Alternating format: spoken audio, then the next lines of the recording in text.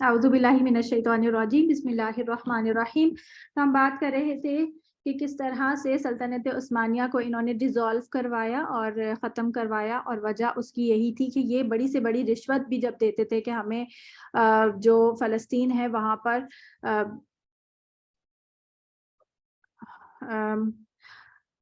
मुआहिदा किया था कि यहूद आबाद नहीं होंगे। ये ईसाइयों ने मुआहिदा किया था हज़रत उमर के साथ कि हम आपको इस शर्त पे ये हम आपको दे देंगे आपकी चाबियां वगैरह, क्योंकि एट द एंड मुसलमानों ने उसे वो कर लिया था, क्या नाम है, कन्क्वायर कर लिया था।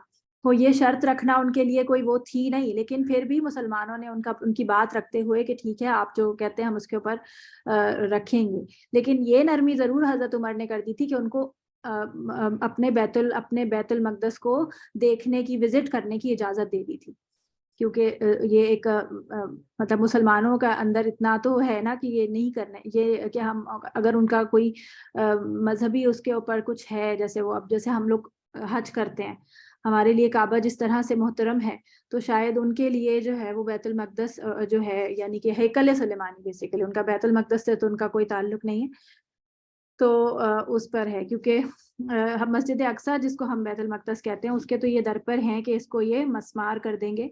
और इनके इनके इनके ख्याल में हज़रत ईसा अलैहिस्सलाम की, हज़रत मूसा अलैहिस्सलाम, हज़रत हारून का जो एक संदूक है जो उसके ताबूत सकीना कहलाता है, तो वो इसके नीचे दफन है उनके ख्याल में, और वो चाहते हैं कि इसको मस्मार करके वो निकालें, और जब वो निकालेंगे तो फिर ये जो है वो दोबारा से उरूज पे आ जाएंगे, क्योंकि अगर हम सूरत बकरा में भी ये पढ़ के आए ना कि जब इन्होंने एक बादशाह तालूत अपने ऊपर मुकर्रर करवाया था कि हम जंग करेंगे, और जब इनके ऊपर एक बादशाह मुकर्रर हो गया था तो उसकी निशानी अल्लाह ने ये बताई थी कि तुम्हारे पास एक ताबूत सकीना आएगा जिसे फरिश्ते उठाए हुए होंगे, और यानी कि वो खुद ऐसे चलता हुआ आएगा जिससे तुम्हें और कुछ नज़र नहीं आएगा, सिर्फ ताबूत नज़र आएगा।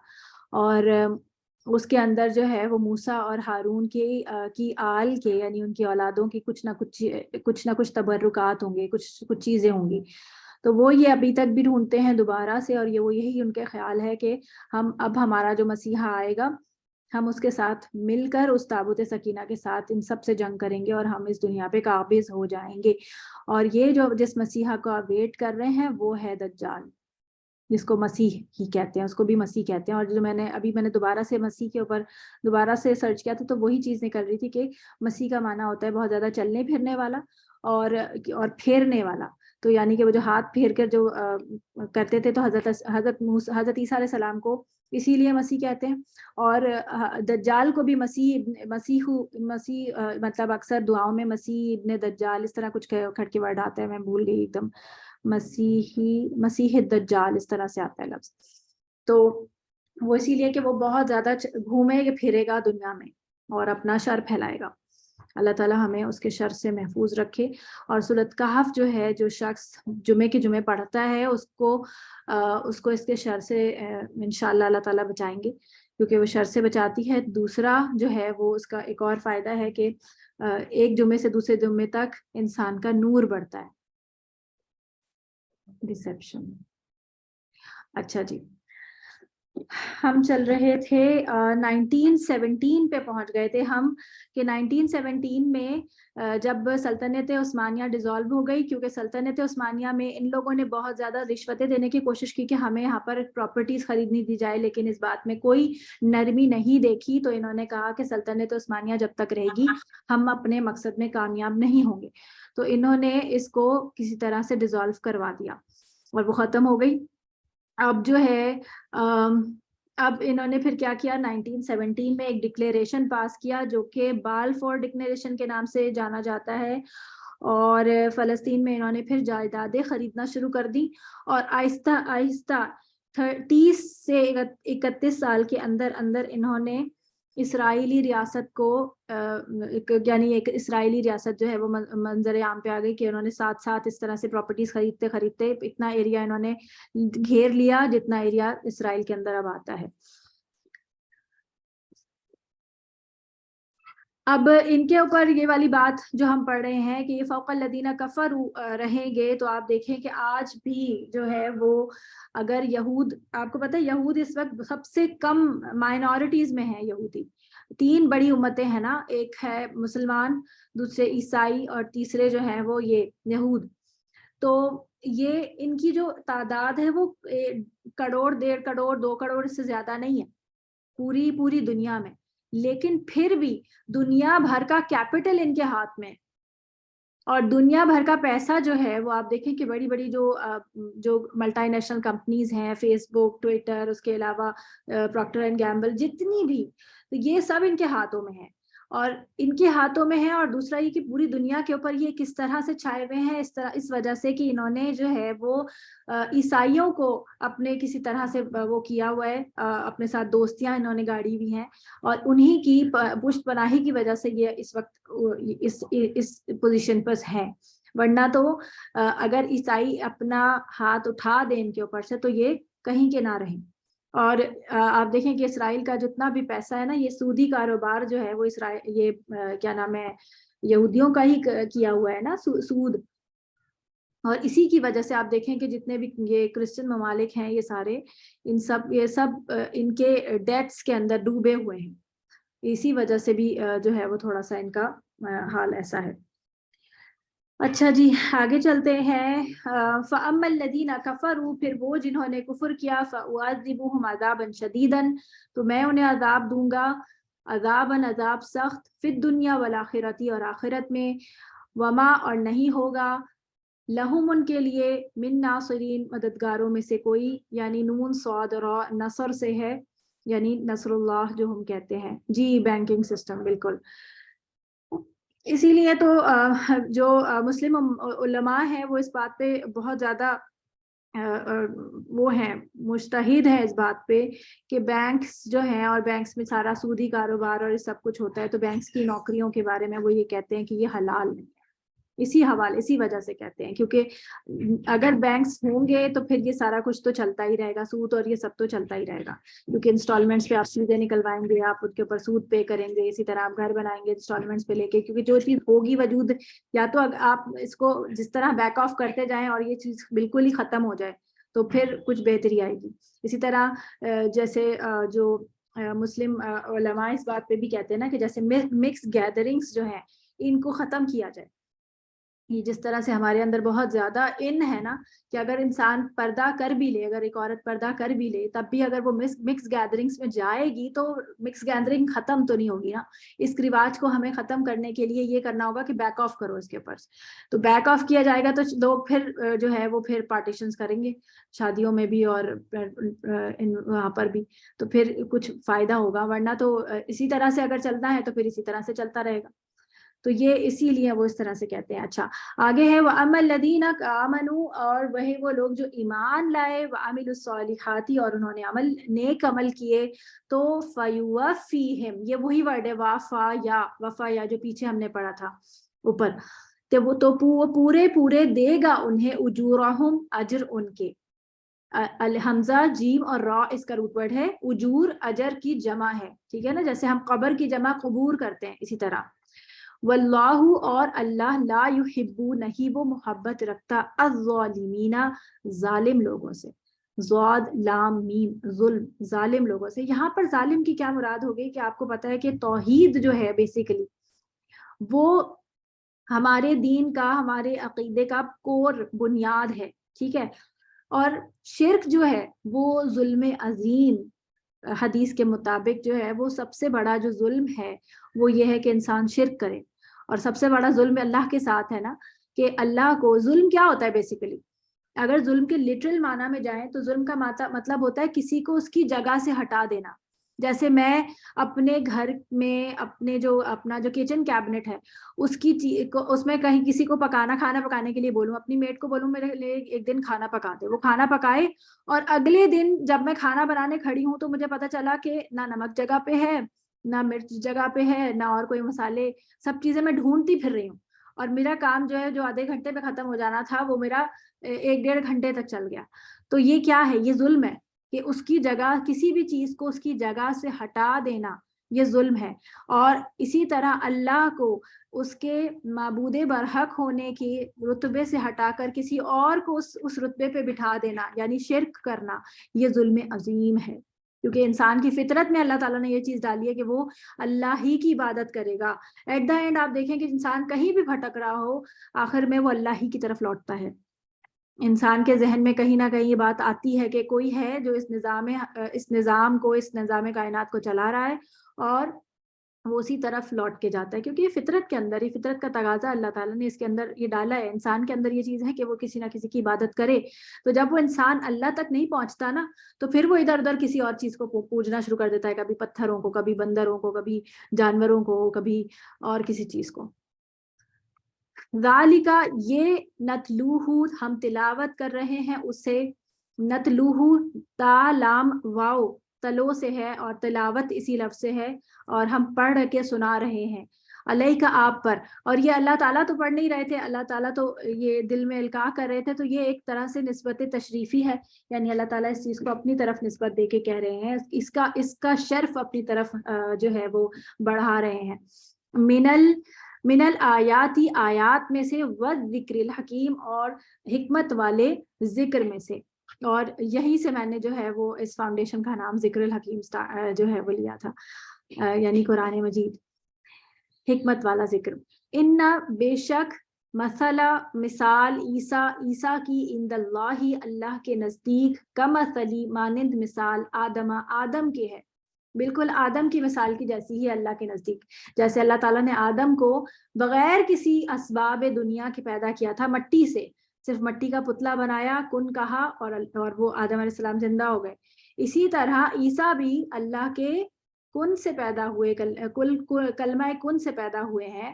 اور ان کے لیے بھی اگر اللہ تعالیٰ نے اسباب میں کچھ کمی کی ہے تو اس سے ان کی یعنی ان کی خلقت میں کوئی کمی نہیں رہ گئی. اللہ کے لیے کوئی مشکل نہیں ہے یہ چیز.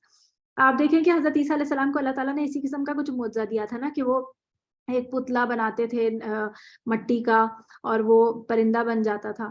تو بالکل اسی طرح یہ چیزیں دے کر یہی تو سمجھایا گیا کہ اللہ کی قدرت جو ہے وہ اس سے کہیں بڑی ہے کہ اللہ تعالیٰ جو ہے وہ بن باپ کا کوئی بچہ پیدا کر دے. خلقہ من تراب، اس نے پیدا کیا اسے، خلقہ اسے، من تراب، تراب جو ہے وہ مٹی کو کہتے ہیں، گیلی مٹی یا نہیں، گیلی مٹی نہیں، تراب جو ہے مٹی کو کہتے ہیں بیسیکلی. خالی طین جو ہے وہ گیلی مٹی ہوتی ہے. اچھا، یہ تراب سے مجھے ایک واقعہ یاد آیا. ایک مرتبہ حضرت علی جو ہے وہ اپنے گھر سے ناراض ہو کر مسجد میں جا کے سو گئے. تو جو ہے وہ حضرت حضور کو یہ بات پتہ چلی، تو وہ پھر ان کو ڈھونڈتے ہوئے آئے تو دیکھا کہ مسجد کے صحن میں سو رہے تھے. اور آپ کو پتہ ہے کہ مسجد کا صحن اس وقت کچا تھا. تو ان کے تو جب وہ پلٹے، جیسے کروٹ لیتا ہے انسان، تو ان کے چہرے پر مٹی لگی ہوئی تھی. تو انہوں نے ان کو پاؤں سے ایسی ٹھوکا دیا پیار سے اور کہا کہ اے ابو تراب اٹھ، اور اس طرح. تو ابو تراب ان کا ایک طرح سے انہوں نے پکارا تھا ان کو اس طرح پیار سے، جیسے ہم کبھی کبھی بولتے ہیں، کوئی بچوں کو بھی بول دیتے ہیں نا کہ بہت ہی اس طرح کا کام کر رہا ہے، شرارتی ہے، اور اس طرح ہم کچھ بولتے رہتے ہیں. تو اسی قسم کا انہوں نے پیار سے بولا تھا. تو اس لفظ سے آپ کو یاد رہنا چاہیے، مٹی، تراب کا معنی جو ہے مٹی ہوتا ہے. اسی طرح حضرت ابو ہریرہ کا نام جو ہے وہ پڑا تھا بلیوں کی وجہ سے، کیونکہ ان کو بلیاں بہت پسند تھی. اپنی آستین جو ہے وہ کافی ایک لمبی بنواتے تھے، یا کھلی بنواتے تھے، کہ جس کے اندر وہ اپنی بلی کو سلایا کرتے تھے. اور اسی لیے ان کا نام جو ہے حضرت نبی صلی اللہ علیہ وسلم نے ابو ہریرہ یعنی بلی کا باپ یا بلیوں کا باپ یہ رکھا ہوا تھا. تو اسی نام سے وہ مشہور ہو گئے. اصل میں ان کا نام کچھ اور تھا، مجھے یاد نہیں، عبد الرحمن تھا شاید غالباً. اچھا، ثم پھر قولا فرمایا، لہو اسے، کن ہو جا، فیکون تو وہ ہو گیا. الحق حق، میں ربک آپ کے رب کی طرف سے ہے. فلا تو نہ تکن آپ ہوں، من الممترین شک کرنے والوں میں سے. یہ جو ممترین لفظ ہے اس کا روٹ ورڈ ہے میم را اور یا، مرا یا. تو شک یہ کہا تو نبی صلی اللہ علیہ وسلم کو جا رہا ہے، لیکن اس سے مراد جو بھی پڑھنے والا، جو بھی ایمان لانے والا اس کو پڑھے، کہ یہ تمام باتیں اللہ تعالیٰ جو آپ کو بتا رہے ہیں یہ حق ہے، اور یہ سب اللہ کی طرف سے ہے. اور ہمیں اس میں کوئی شک اور شبے کی گنجائش نہیں ہے کہ عیسیٰ علیہ السلام اللہ کے کلمہ کن سے پیدا ہوئے، کیونکہ اس کے بارے میں علماء یہود نے یہاں تک بات کہہ دی تھی رومی حکومت کی طرف کہ یہ جو ہے وہ اللہ تعالیٰ ہمیں معاف فرمائے کہ یہ جو ہے وہ ناجائز اولاد ہے. تو اس وجہ سے بھی جو ہے یہ بات یہاں پر کہی جا رہی ہے کہ یہ حق اور یہ بہت صاف واضح میں کہ اللہ تعالیٰ نے ان کو بن باپ کے پیدا کیا.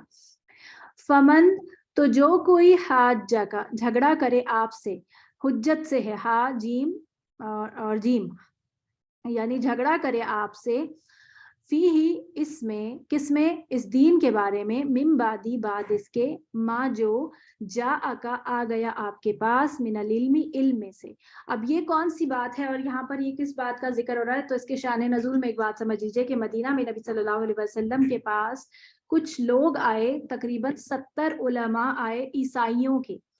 اور کہاں سے آئے تھے؟ یہ نجران کا علاقہ تھا پاس میں، جو کہ عیسائی تھے سارے کے سارے. اور ان میں سے یہ لوگ آئے اور آ کر انہوں نے دین کے معاملے میں کچھ بحث اور بازی کرنا شروع کی. اور کیونکہ یہ سارے کے سارے عالم تھے، ظاہر لرنڈ پیپل تھے سارے کے سارے، تو یہ اچھی زیادہ باتیں جانتے تھے. اور یہ باتیں انہوں نے آ کے نبی صلی اللہ علیہ وسلم سے پوچھنا اور کرنا شروع کر دی. کئی دنوں تک یہ باتیں اور یہ بحث چلتی رہی. اور پھر بہت زیادہ سمجھانے کے باوجود بھی جب یہ لوگ نہیں مان رہے تھے تو یہ آیات آئیں اور کہا اللہ تعالیٰ نے ان سے کہ فقل، تو کہہ دیجئے، تعالو آؤ، ندعو، ہم بلاتے ہیں، ابنا انا، با نون اور واو اس کا روٹ ورڈ ہے بنو، یعنی بیٹے سے. بنی بھی اسی لفظ سے ہوتا ہے، بنی اسرائیل، اے اسرائیل کے بیٹوں. با نون واو اس کا روٹ ورڈ ہے، لیکن اپنے بیٹوں کو، وہ ابناءکم، اور تمہارے بیٹوں کو، یعنی ہم اپنے بیٹوں کو لے کر آتے ہیں، تم اپنے بیٹوں کو لے کر آؤ. وَنِسَاءَنَا، اور اپنی عورتوں کو، وَنِسَاءَکُمْ، اور تمہاری عورتوں کو. وَأَنفُسَنَا، اور ہم خود، وَأَنفُسَکُمْ، اور تم خود. ثم، پھر، نبتہل، ہم گڑ گڑا کر دعا کریں، فنجعل، پھر ہم کریں، لعنت اللہ، اللہ کی لعنت، علی الکاذبین، جھوٹوں پر. یہ جو چیز تھی یہ شریعت میں الاؤڈ تھا. اور یہ کس طرح سے تھا؟ اس کو ہم کہتے ہیں مباہلہ. کیا کہتے ہیں؟ مباہلہ.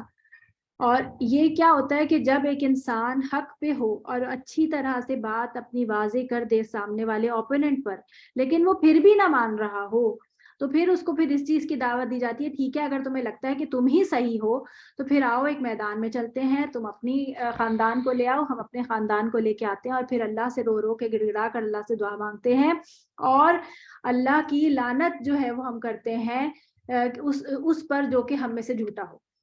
تو یہ چیز جو ہے وہ نبی صلی اللہ علیہ وسلم نے جب ان کے وہ پروپوز کی، تو یہاں پر جب ان کو یہ چیز مطلب اس وقت تک تو یہ نہیں مان رہے تھے، لیکن جب ان کو یہ احساس ہوا تو انہوں نے یہ بھی سوچا کہ کیا پتا کہ یہ واقعی اصلی نبی ہوں.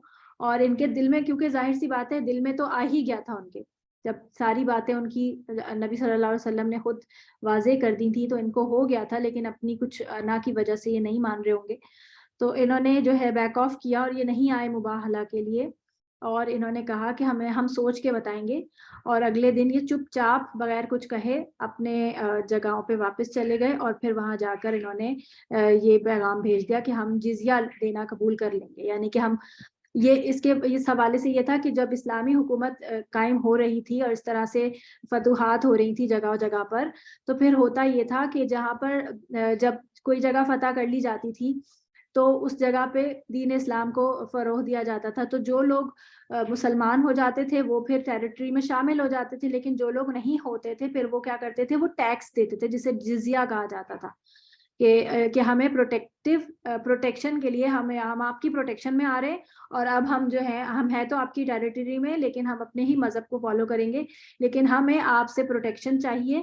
تو اس لیے یہ ایک طرح سے جزیہ یعنی ٹیکس دیا کرتے تھے کہ اب ہم جو ہے وہ اس طرح سے رہیں گے، اور یہ الاؤڈ ہے. پھر جو ہے ان ہذا لہو القصص الحق، بے شک یہ البتہ وہ قصے ہیں جو سچے ہیں. وما، اور نہیں، من الہ، کوئی الہ برحق، الا، مگر سوائے اللہ ہی کے. وَإِنَّ اللَّهَ، اور بے شک اللہ، لہو العزیز، بہت زبردست ہے، البتہ وہی بہت زبردست ہے، الحکیم خوب حکمت والا ہے۔ فَإِن تَوَلَّوْا پھر اگر وہ منہ پھیر لیں، فَإِنَّ اللَّهَ تو بے شک اللہ علیم خوب جاننے والا ہے، بالمفسدین فساد کرنے والوں کو۔ آپ کو پتہ ہے جو فساد کا لفظ ہے نا، فا سین دال، فساد دو قسم کا ہوتا ہے۔ ایک ہوتا ہے فساد حسی فساد ہوتا ہے، جیسے کہ اگر کوئی آپ کے گھر آئے اور آ کے کچرا پھیلا دے اور چیزیں الٹ پلٹ کر دے، تو یہ حصی آپ کے ساتھ کو نظر آ رہا ہے، یہ آپ سینس کر سکتے ہیں، یہ چیزیں آپ کو نظر آ رہا ہے، یہ فساد ہے۔ اسی طرح آپ دیکھیں کہ ارتھ کے اوپر دنیا میں جتنا بھی فساد ہو رہا ہے پلاسٹک کی وجہ سے اور باقی جو ہم چیزیں استعمال کر رہے ہیں اپنا، جس طرح سے فیکٹریز ہیں ان کا دھواں ہے اور پانی کو پلیوٹ کر رہے ہیں، ہر چیز جو بھی، تو یہ سارا کیا ہے؟ حسی فساد ہے۔ اسی طرح ایک فساد ہوتا ہے مانوی فساد، اور وہ ہوتا ہے دلوں کا اور سوچ کا فساد، کہ انسان جب اس طرح کا، کس طرح ہوتا ہے یہ فساد؟ یہ فساد ہوتا ہے جب آپ اللہ کی بات نہیں مانتے، یہ فَإِن تَوَلَّوْا فَإِنَّ اللَّهَ، یہ ہے نا فَإِن تَوَلَّوْا، تو جب یہ منہ پھیر جائے یعنی اللہ کی ڈس اوبیڈینس۔ دیکھیں ڈس اوبیڈینس اٹ سیلف جو ہے وہ فساد کو کریٹ کرتی ہے۔ کیسے؟ کہ جیسے میں کہوں کہ نہیں پردہ تو نہیں ہے نا، پردہ میں کیوں کروں پردہ، اور ایسے ہی جو بہت ساری اور عورتیں میرے ہم خیال ہو کر کے نہیں پردہ تو صرف چہرے کا ہوتا ہی نہیں، پردہ پردہ تو صرف دل کا ہوتا ہے، اور یہ سب کہہ کے اگر ہم اپنی مرضی سے زندگی گزارنا شروع کرتے ہیں۔ میں صرف پردے کی بات اس لیے کر رہی ہوں کیونکہ ہم سب خواتین ہیں اور ایک مین مسئلہ ہمارا یہ والا ہوتا ہے، ورنہ آپ بہت ساری اس کے اوپر ایگزامپلس لے کے آ سکتے ہیں۔ تو اگر اسی قسم کا شعار رہے گا تو کیا ہوگا کہ یہی چیز پروموٹ ہوگی، اکثریت پھر اس کو فالو کرنا شروع کر دے گی، کیونکہ یہ ایزی ہے۔ اللہ کو ڈس اوبے کرنے میں انسان کو سیلف پلیزر ملتا ہے، نفس کو خوشی ملتی ہے، اور یہ ایزی ہے، اٹریکٹیو ہے یہ چیز۔ اور شیطان نے بھی یہ بات جو ہے وہ اللہ تعالیٰ سے کہی تھی نا کہ میں گناہ کو انسان کے لیے خوبصورت جو ہے بنا کر مزین کر کے پیش کروں گا کہ وہ اس کو اٹریکٹ کرے گا اور وہ اس کو کر گزرے گا۔ تو یہی چیز ہے۔ اب آپ دیکھیں اگر یہ سمجھیں کہ مانوی فساد اس طرح سے بھی ہوتا ہے کہ انسان کا اندر اور باہر الگ ہو، یعنی اس کے دل میں کچھ اور ہو اور اس کی زبان پہ کچھ اور ہو۔ جیسے آپ کو کوئی ایسی دو اور لوگ ملے، کوئی ایسی فرینڈز ہوں آپ کی جو کہ آپ کے منہ پہ بہت اچھی ہوں، آپ کی بہت تعریف کرتی ہوں، تم تو بہت اچھے کپڑے پہنتی ہو، تم تو بہت اچھی ہو، تم تو بہت اچھی کھانے پکاتی ہو، اور پھر آپ ہی کے پیچھے کسی اور سے کہے کہ وہ تو بہت ہی خراب ہے، وہ تو کیسے کپڑے پہنتی ہے، اور آپ کا مذاق بنائے اور کہے کہ اس کی تو کوکنگ بھی اتنی خراب ہے، اور اس طرح، اور پھر آپ کو پھر وہ یہ باتیں پتہ چلیں گی، ایٹ دا اینڈ پتہ چلی جاتی ہیں۔ تو جب پتہ چلیں گی تو پھر آپ کیسا فیل کریں گے؟ اور اگر آپ سوچیں کہ کسی ایسی جگہ پر، ایسی پارٹی میں جہاں پر اکثریت اسی قسم کے لوگوں کی ہو جو کہ آپ کا مذاق اڑانے والے ہوں، تو کیا آپ ایسی جگہ پہ جانا پسند کریں گے؟ آپ صرف ذہن میں لائیں کہ ایسے لوگ جو کہ میرا مذاق اڑاتے ہیں، اور میرے منہ پہ نہیں اڑاتے، وہ مجھے میرے سامنے بہت اچھے ملیں گے مجھ سے، بلکہ میری تعریف بھی کریں گے، لیکن میرے پیچھے میرا مذاق اڑائیں گے، تو کیا آپ ایسی جگہ پہ جانا پسند کریں گے؟ کیا آپ کے دل میں کیا آئے گا کہ میں نہیں، ہاں جی بالکل یہ منافقت ہی ہے، اور یہ منافقت ہی ہے جو کہ فساد کا باعث بنتی ہے جی، اور یہ منافق ہی کی جو ہے وہ کوالٹی ہے بہت بڑی۔ تو یہ آپ دیکھیں کہ یہ چیز جو ہے وہ انسان ایسی جگہ پہ نہیں جانا چاہے گا۔ تو یہ تو صرف ایک چھوٹی سی پارٹی کی بات کر رہی ہوں، دنیا میں جو اس قدر اکثریت مفسدین کی بھر جائے تو کیا ایمان والوں کا یہاں گزارا ممکن ہوگا؟ ایمان والے یہاں رہ سکیں گے؟ ان کا دم نہیں گھٹے گا؟ آپ دیکھیں کہ ایمان والوں کے ساتھ تو یہی ہو رہا ہے نا، کہ جہاں کوئی شخص تھوڑا سا بھی پریکٹسنگ مسلم بننا شروع کرتا ہے، لوگ اس کا مذاق شروع کر دیتے ہیں، اس کا مذاق اڑانا شروع کر دیتے ہیں۔ چلو پھر منہ پر پھر بھی نہیں اڑاتے ہوں کہ چلو تھوڑا سا خوف خدا ہے ان کے اندر، تو پیٹھ پیچھے تو بہت ہی زیادہ اڑانا شروع کر دیتے ہیں، اور جب ان کو ایسی چیزیں پتہ چلتی ہیں تو کتنا دل دکھتا ہے۔ تو یہ چیز جو ہے فساد کی جو بہت بڑی قسم ہے، یہیں پر اس لیے یہاں پر یہ مفسدین، یہ بات کیوں کہی جا رہی ہے؟ اس لیے کہی جا رہی ہے کہ آپ دیکھیں کہ اس کا کتنا گہرا اثر ہے سوسائٹی کے اوپر، کہ انسان اللہ کو ڈس اوبے کرے۔ قل کہہ دیجئے یا اہل الکتابی، اے اہل کتاب، تعالوا آؤ الی کلمۃ سواء بیننا و بینکم، کلمۃ سواء طرف ایک کلمے کے، سواء جو برابر ہے۔ یہ ورڈ ہم نے سواء ہم نے یہ لفظ پڑھا تھا سورۃ البقرہ میں کہ ام لم تنذرہم، سواء کیا تھا وہ ورڈ، اعوذ باللہ من الشیطان الرجیم سواء لم کہ سواء بینہ کہ ان کے اوپر یہ بات برابر ہے کہ آپ انہیں ڈرائیں یا نہ ڈرائیں، یہ ایمان نہیں لائیں گے. ایک منٹ میں ذرا اس کو ریڈ کر لوں کیا ہے. اہتدا نے لکھا ہے کہ اور کوئی حق کی بات بتائے جیسے کسی کو تو زیادہ تر لوگ سیریس بھی نہیں لیتے، اگنور کر دیتے ہیں. جی اگنور اسی لیے کرتے ہیں نا کہ اگر اس بات کو یہ پروموٹ کریں گے تو پھر کیا ہوگا، پھر ماننی بھی پڑے گی، اور ماننا تو چاہتے ہی نہیں. اور اگر اس کے اوپر زیادہ سیریس ٹاک ہو گئی اور کچھ لوگ ماننے لگے، آپ کو پتہ ہے کہ لوگ اپوز کیوں کرتے ہیں. بہت دفعہ آپ دیکھیں گے کہ آپ کے اپنے گھر والے جو ہیں وہ اس چیز کو، جیسے اگر آپ کوئی چیز کام کرنا شروع کر دیں، جیسے آپ فرض کریں کہ آپ نے پردہ کرنا شروع کر دیا یا آپ نے تھوڑا سا زیادہ دین کو فالو کرنا شروع کر دیا، تو لوگ کیوں اپوز کرتے ہیں برابر؟ آپ کے اپنے ہی کیوں اپوز کرنا شروع کرتے ہیں؟ اس لیے کہ اندر ہی اندر کہیں ایک گلٹ ہوتا ہے کہ یہ ہم سے آگے نکلنے لگی ہے، اب ہمیں اس کو دیکھ کر مطلب شرم بھی آ رہی ہے، تو گلٹ بھی ہو رہا ہے اندر ہی اندر کہ ہمیں بھی کرنا چاہیے لیکن ہم کرنا نہیں چاہتے. تو یہ اندر ہی اندر لاشعوری طور پر اس کو روکا جا رہا ہوتا ہے. کسی کو آگے بڑھنے سے انسان کیوں روکتا ہے؟ اس لیے تاکہ یہ بھی ہمارے برابر آ جائے اور ہمیں پھر گلٹ نہ ہو. بھائی دیکھیں، اگر ایک پوری ایک کلاس روم ہے فرض کریں، اور وہاں پہ سارے ہی لوگ ایک آنکھ والے ہیں، اور اس کلاس میں 2 آنکھ والا بندہ آ جائے، تو وہ ایک آڈ ون آؤٹ لگے گا نا، اور کہیں گے کہ ہم سے سپیریئر ہو گیا، چلو اس کی ایک اور آنکھ، اس کی بھی ایک آنکھ پھوڑ دو، سب برابر ہو جائیں گے. تو اسی لیے یہ چاہتے ہیں کہ اس کو بھی پیچھے دھکیل کر اپنے ساتھ کر لیں تاکہ ہمیں بھی گلٹ نہ ہو، برابر ہو جائیں. اسی لیے لوگ جو ہے وہ یہ شعوری طور پہ نہیں ہو رہا ہوتا ہے، یہ لاشعوری طور پہ ہو رہا ہوتا ہے کہ اس کو پیچھے گھسیٹا جا رہا ہوتا ہے کہ تاکہ جو ہے وہ یہ رک جائے. جس کو دسترس ہوتی ہے وہ کر بھی لیتا ہے، اور جو نہیں وہ صرف دل میں برا سوچ کر اور برا مان کر بیٹھ جاتا ہے. تو اب جو ہے وہ دعوت کا سلسلہ بتایا جا رہا ہے کہ کس طرح سے جو ہے وہ کس طرح سے جو ہے وہ اہل کتاب کو دعوت دی جائے گی. پہلے تو یہاں پر یہ بتایا یہاں پر اوپر کہ مباہلہ جس طرح سے، لیکن یہ اس سے پہلے کی بات ہے. یعنی یہ جو آیتوں کی ترتیب ہوتی ہے وہ نزولی اعتبار سے نہیں ہوتی. تو یہ میں ویسے ہی کہہ رہی ہوں کہ اگر آپ نے جب اہل کتاب کو اگر دعوت دینی ہے تو کس چیز پر دینی ہے؟ جو چیزیں ہم میں یکساں ہیں، یعنی یہ بھی اللہ کو مانتے ہیں اور ہم بھی اللہ کو مانتے ہیں. اور توحید جو ہے وہ ہر مذہب کی بنیاد ہے. ایسا نہیں ہے کہ یہودیوں میں الگ تھا کہ کوئی اور شریعت یا کوئی اور چیز دی گئی تھی، عیسائیوں کو کچھ اور دی گئی تھی، یہ تھا تو سارے ہی توحید پر. تو ان کو اس چیز پہ بلاؤ. چلو قرآن نہیں سمجھ میں آ رہا ہے، ان کو نہیں مان رہے، اپنی کتاب پہ ہی رہو، لیکن اللہ کو تو مانو. اللہ کے ساتھ جو تم نے 3-4 چیزیں اور ملا لی ہیں، ٹرینیٹی کا کانسیپٹ ملا لیا ہے، اور یہ سب ان چیزوں سے تو بیک آف کرو. جب انسان توحید پر آ جاتا ہے نا تو بہت زیادہ چیزیں ویسے ہی کلیئر ہو جاتی ہیں. جیسے آپ ایک چیز دیکھیں کہ اکثر لوگوں جب قرآن پڑھنا شروع کر دیتے ہیں اور تھوڑے پریکٹسنگ ہو جاتے ہیں تو پھر ان کے اندر ایک فرسٹریشن شروع ہوتی ہے، اور پھر وہ لوگوں کو منع کرنا شروع کرتے ہیں کہ ایسا نہیں، ایسا کرنا چاہیے، ویسا کرنا چاہیے. تو یہ چیز جو ہے نا، یہ پھر سے کیا ہوتا ہے کہ دوسروں کے دل میں مذہبی لوگوں کے بارے میں تھوڑا سا ایک بغض پیدا ہونا شروع ہو جاتا ہے، وہ چڑھنے لگ جاتے ہیں کہ یہ جو ہے وہ ہر چیز پر ہمارے اوپر فتوے لگائے جا رہے ہیں کہ ہم سب کچھ غلط ہی کرتے آئے.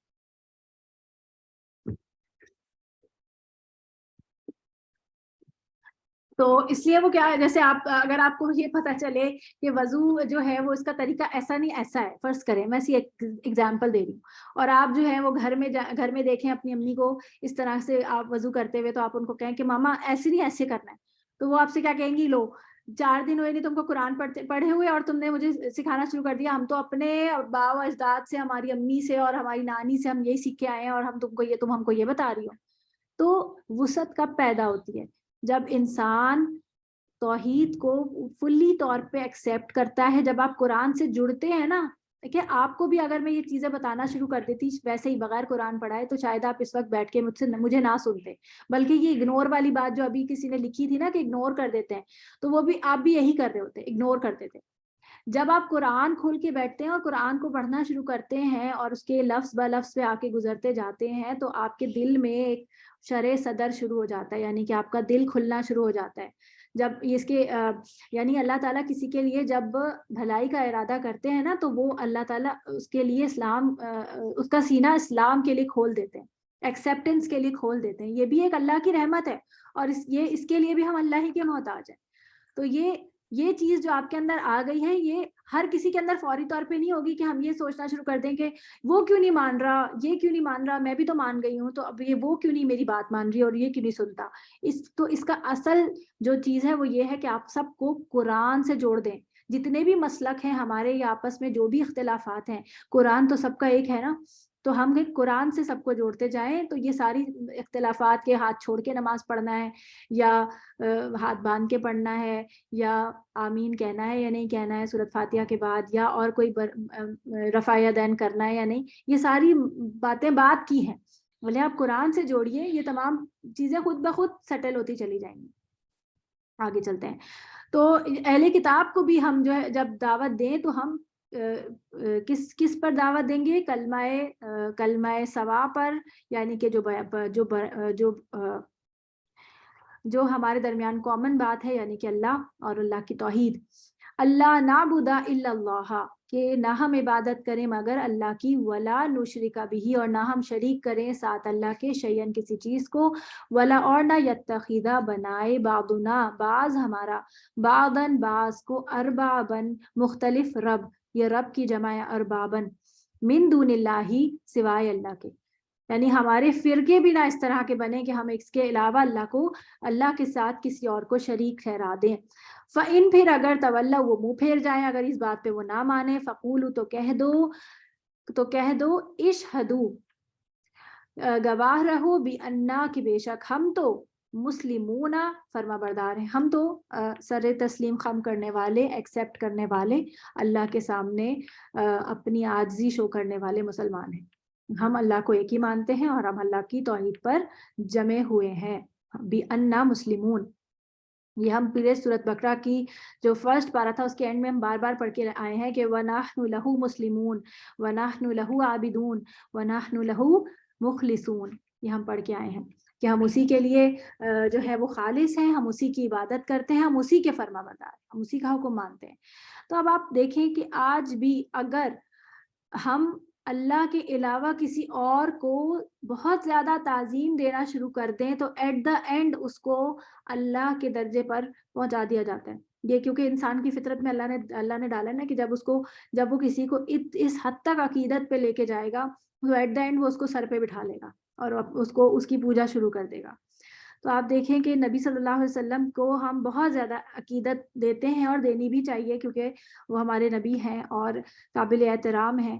لیکن جب ہم ان کی مداح یعنی کہ نعت خوانی شروع کرتے ہیں تو آپ دیکھیں کہ کس قدر اکثریت جو نعتوں کی ہے وہ کیسی ہے، جس میں غلف کیا جاتا ہے اور اس حد تک کیا جاتا ہے کہ ان کو بالکل رب کے مقام پہ بٹھا دیا جاتا ہے کہ یا محمد کر کے بھر دو جھولی میری یا محمد، یا پھر نبیوں کے والی، یا پھر یسرب کے والی، یا اور کچھ. آپ کو پتہ ہے کہ ولی اور جو ہوتا ہے یہ اللہ ہی کے لیے، ولی الذین آمنوا، یہ ولی، اور یہ تب تک، اور نبی کو بھی اگر کہتے تو اس وقت تک جب تک کہ وہ زندہ تھے. اس کے بارے میں نبی صلی اللہ علیہ وسلم نے خود فرمایا کہ جب تک میں زندہ ہوں مجھ سے جو چاہے مانگ لو، لیکن میری قبر کو وہ مزار نہ بنانا، یعنی مجھ سے آ کے پھر دعائیں نہ مانگنا کہ میں کچھ نہیں کر سکوں گا اس کے بعد. یہ کہا انہوں نے، یہ باقاعدہ کہہ کے جو ہے گئے. اور اس کے بارے میں یہ ان کو خوف تھا کہ میں اس چیز سے ڈرتا ہوں کہ لوگ جو ہے وہ قبروں کو پوجنا شروع کر دیں اپنی امت کے بارے میں. تو اس چیز کو ہمیں سمجھنا چاہیے کہ کبھی بھی کسی ولی اللہ جو بھی ہیں، جو اللہ کے جو زیادہ پیارے لوگ تھے، جو کہ زیادہ مقربین تھے، تو ان کے لیے بھی تبھی تک تھا جب تک کہ وہ موجود تھے. آپ ان سے جا کے دعائیں کروا سکتے تھے. ابھی بھی بہت سارے ایسے لوگ ہیں نا جن کی دعائیں بہت قبول ہوتی ہیں، تو آپ ان سے کہہ دیتے ہیں کہ میرے لیے بھی دعا کر لیں. لیکن جب وہ یہاں اس دنیا سے چلے جاتے ہیں تو پھر وہ اللہ کی رحمت کے اتنے ہی محتاج ہوتے ہیں جتنے کہ ہم، بلکہ ہم تو پھر جو ہے وہ تھوڑا بہت عمل کر سکتے ہیں، ان کا تو عمل بھی منقطع ہو جاتا ہے، تو وہ تو اتنے ہی محتاج ہیں. بالکل بھی نہیں، آپ واسطہ دے کے نہیں مانگ سکتے. آپ اللہ سے ڈائریکٹ مانگے، آپ کسی کا واسطہ دے کے نہیں مانگ سکتے. ٹھیک ہے. آپ نبی کا واسطہ دے کر بھی اللہ سے کچھ نہیں مانگ سکتے کہ نبی کے صدقے میں یا ان کے اس میں، اس طرح نہیں. آپ ڈائریکٹ مانگے اللہ سے.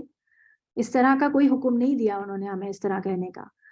تو جو ہے اس ہمیں ڈائریکٹ اللہ سے مانگیں گے. اللہ تعالیٰ نے قرآن مجید میں سورۃ بقرہ میں ہم نے پڑھا تھا نا کہ وَإِذَا سَأَلَكَ عِبَادِي عَنِّي فَإِنِّي قَرِيبٌ، کہ جب دعا کرنے والا مجھے پکارتا ہے تو میں اس کے بہت قریب ہوتا ہوں.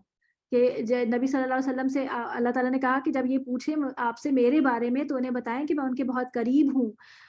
اور جب یہ دعا کرنے والا مجھ سے دعا مانگتا ہے تو میں دعا کرنے والے کا جواب دیتا ہوں. آپ دیکھیں کہ دعا کرنے والے کا جواب یہیں پر جہاں آپ ہیں موجود دنیا میں آپ اب اللہ سے مانگیں گے، اللہ تعالیٰ کو آپ بہت اپنے قریب پائیں گے. لیکن کب؟ جب آپ کنوکشن ایمان کے ساتھ مانگیں گے، تو آپ اللہ سے اس امید کے ساتھ مانگیں اور اس یقین کے ساتھ مانگیں کہ اللہ سن رہا ہے.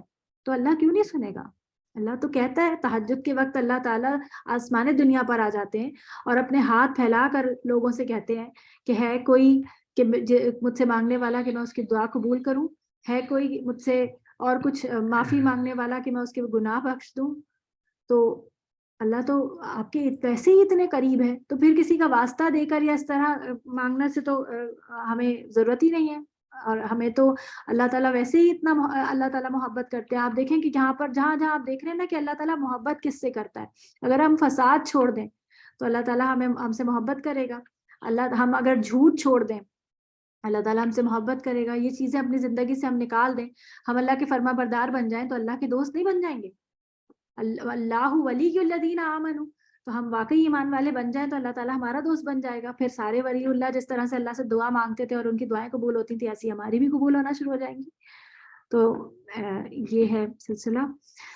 آگے چلتے ہیں. یا اہل الکتابی، اے اہل کتاب، لما کیوں، تحاجونا تم جھگڑا کرتے ہو، فی ابراہیم ابراہیم کے بارے میں.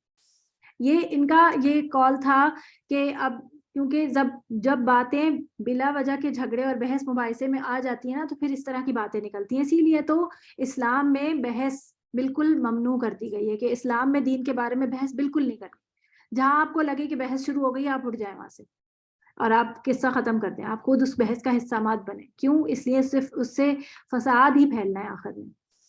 تو جب یہ بحث مباحثہ کرتے تھے تو کیا کہتے تھے کہ جو تورات کو ماننے والے تھے وہ کہتے تھے، یعنی کہ یہودی، کہ ابراہیم علیہ السلام جو ہے وہ یہودی تھے، اور عیسائی کہتے تھے کہ وہ عیسائی تھے. حالانکہ اچھا یہ کیوں اس طرح سے بات ہوتی تھی؟ ابراہیم علیہ السلام کو دونوں مانتے تھے. یہ دونوں قسم کی امتیں ابراہیم علیہ السلام کو تو مانتی تھی کیونکہ یہ انہی کے اینسسٹرز میں آ رہے ہیں نا. جی سر. تو یہ ان کو مانتی تھی، اسی لیے جو ہے وہ ان کے بارے میں جھگڑتی تھی کہ نہیں یہودی نہیں تھے ابراہیم علیہ السلام تو عیسائی تھے. عیسائی کہتے تھے کہ نہیں، اور یہودی کہتے تھے کہ وہ یہودی تھے.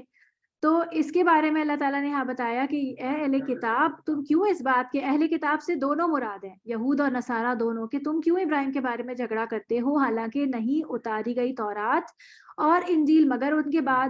یعنی تورات اور انجیل تو بعد میں اتاری ہے، ابراہیم علیہ السلام کے ٹائم پہ تو یہ دونوں چیزیں تھیں نہیں، اور بعد میں تم نے اپنے یہ نام رکھے ہیں یہود اور نصارہ.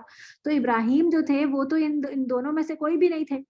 ابراہیم علیہ السلام تو بہت پہلے کے ہیں. افلا تعقلون، کیا بھلا تم عقل نہیں رکھتے؟ یعنی کہ اس بات کی عقل نہیں ہے تمہارے اندر کہ تم کس قسم کی بات پہ جھگڑا کر رہے ہو اور وہ بھی بے مقصد.